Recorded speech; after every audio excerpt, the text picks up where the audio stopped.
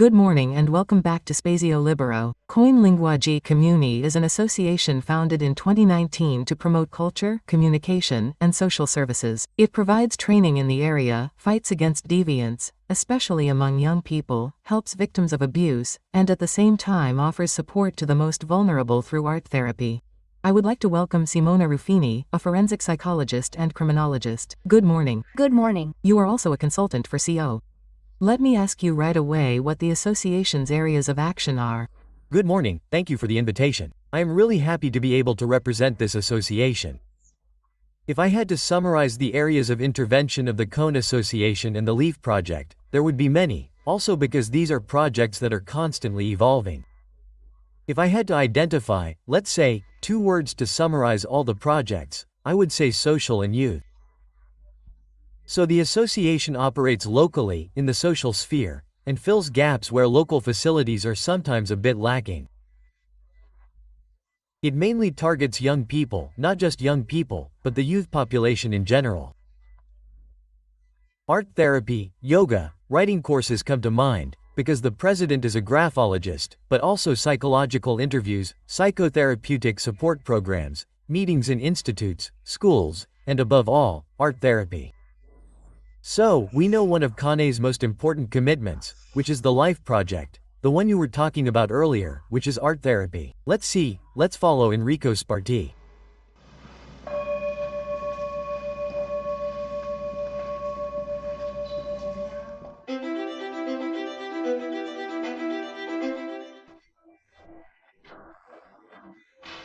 Life Labs was founded 2 years ago, one day in June when I fainted and, following tests, I was diagnosed with bowel cancer.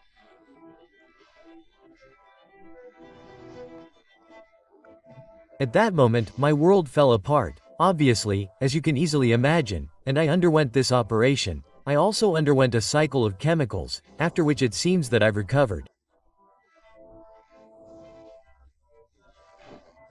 The first reaction I had was definitely to talk about this thing that happened to me to help myself, and possibly help others too. And so that's where I founded Life, which is a project within the association in everyday language. And what does Life do? It deals with talking about prevention, it deals with talking about dietary, physical, sports and above all mental lifestyles.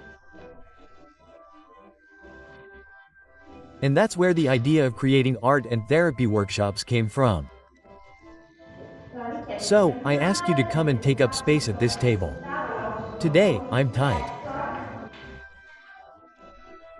The work is done outside, also because we thought that it would certainly be much more welcome by users outside the hospital walls.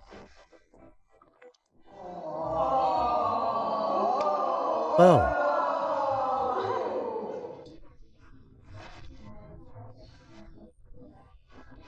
So let's say that art therapy is a technique that helps people process their situation, but all on a non-verbal level, so we do it through painting, we do it through theatrical activities, through music or even through dance.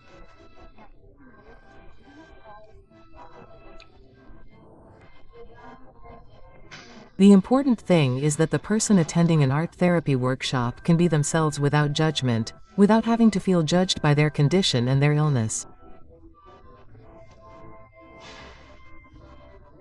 Therefore, there is a moment of well-being, of sharing, and certainly after a workshop the group becomes stronger and stronger, therefore making the patient or user much stronger to face a better life.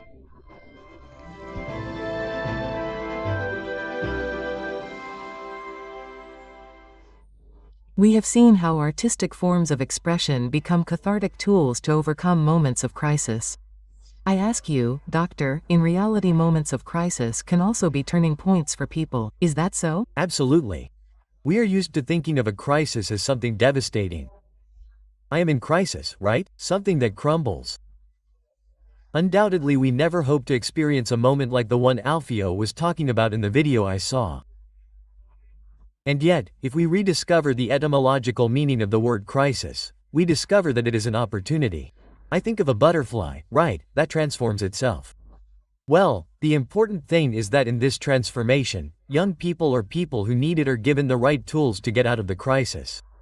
Well, he was talking about dialogue, talking, expressing oneself, suspending judgment.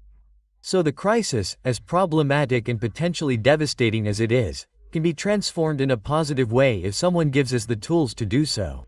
Of course, Cohn's action starts with personal work, as we have also seen in art therapy, especially with the young people you have already mentioned.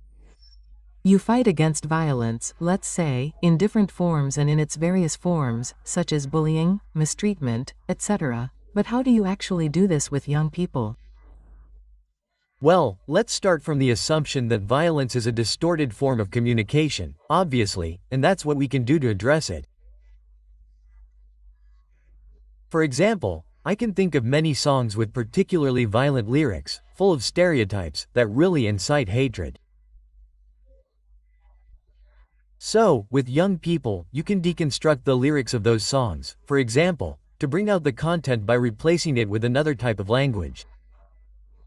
So young people basically need good examples, let's say, models.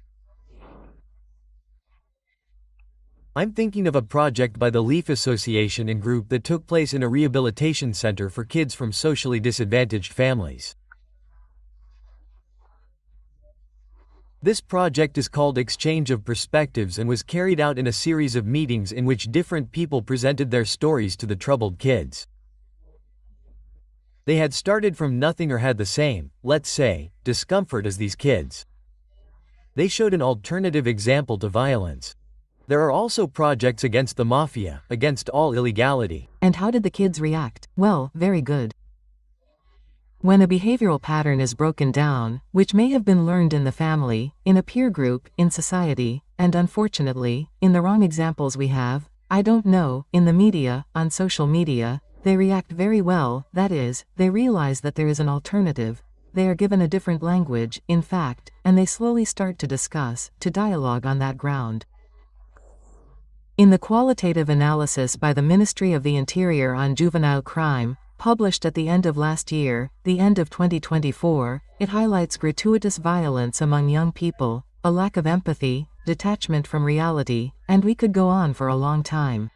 In your experience, the situation is getting worse among today's young people. So, look, you mentioned a key word, empathy.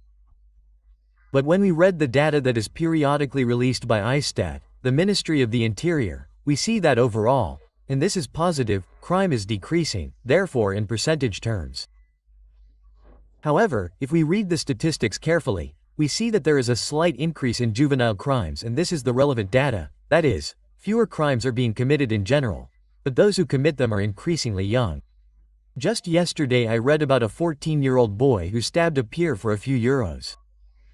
That's the point. I repeat, you mentioned the key word empathy, that is, not putting yourself in someone else's shoes, not understanding that your own behavior has consequences, not understanding that the other person can suffer. Episodes like ghosting come to mind, disappearing, right? So ending relationships, even emotional ones, via text message.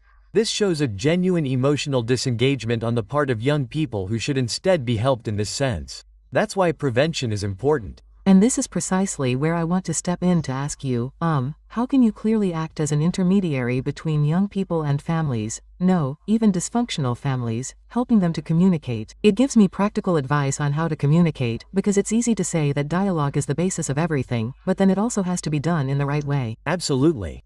Incidentally, we shouldn't demonize families either, in the sense that it's true that these kids often come from a disadvantaged family and social background. But shifting the responsibility onto the family doesn't help anyone.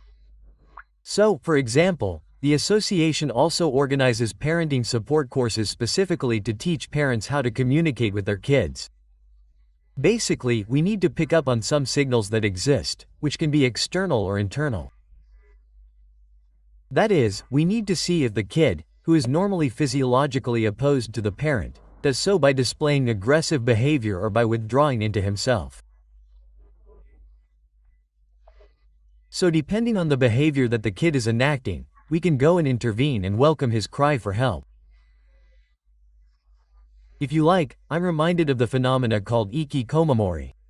There is a social withdrawal of the boy who locks himself up at home, who spends all his time online, This is also a very important topic. We have already, let's say, addressed it and we will return to talk about it. I greet and thank Simona Ruffini, the forensic psychologist and criminologist who is a consultant for COIN. Spazio Libero returns on Monday morning at 11:10 and again on Rai 3. Thanks for listening, goodbye. Oh.